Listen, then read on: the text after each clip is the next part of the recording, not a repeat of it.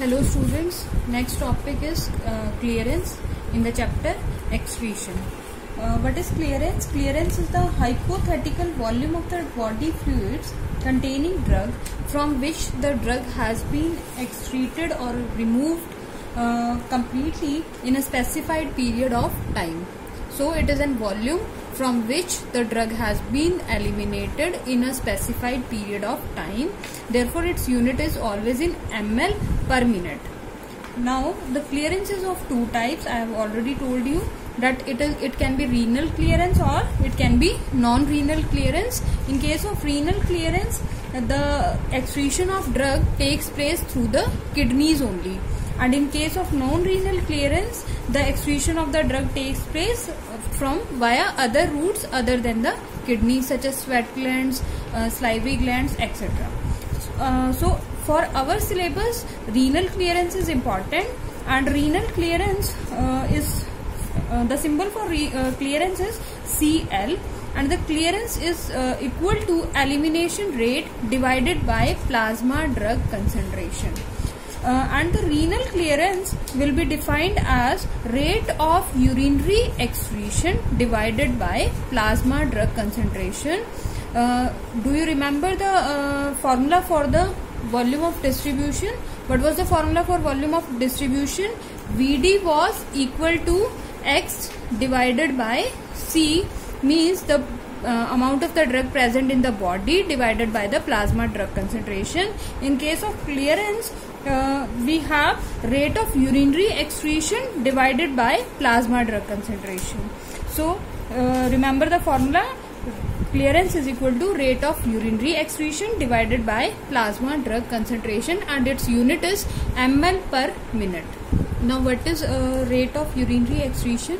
As I have already told you that rate of urinary excretion is equal to rate of filtration plus rate of secretion minus rate of reabsorption. These all three processes are undertaken in the nephron cells, which is the basic unit of the kidneys. That is rate of filtration plus rate of secretion minus rate of reabsorption will give us rate of urinary excretion. Now, therefore, the clearance will again become rate of filtration plus rate of secretion minus rate of reabsorption divided by C. C is the concentration of the drug in the plasma. Now I will give few examples of clearance. Few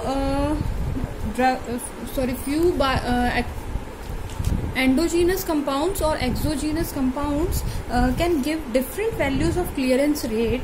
For example, clearance rate, which is calculated in the form of ml per minute, can be 0 for the substances or for the endogenous substances such as glucose, because it is filtered and reabsorbed completely.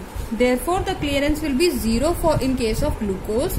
Next, the clearance will be less than 130 for lipophilic drugs, because they are filtered and are reabsorbed partially. If they will be reabsorbed partially, then the clearance value will be lesser. The clearance value is always 130 in case of creatinine, for example, where the drug is completely filtered.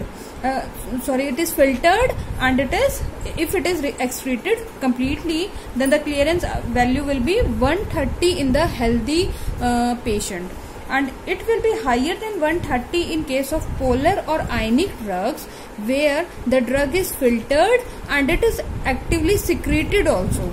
If it is secreted in the urine, then secreted in the cells, nephron cells, then what will happen? The clearance value will be higher and it will be greater than 130. So various values of clearance are observed in case of various examples. For example, it is 0 for glucose, it is less than 130 for lipophilic drugs, and it is equal to 130 ml per minute in case of creatinine, and it will be greater than 130 in case of polar or ionic drugs. Now go through these various definitions of clearance and various examples. Then I will teach you various factors affecting drug excretion in next lecture.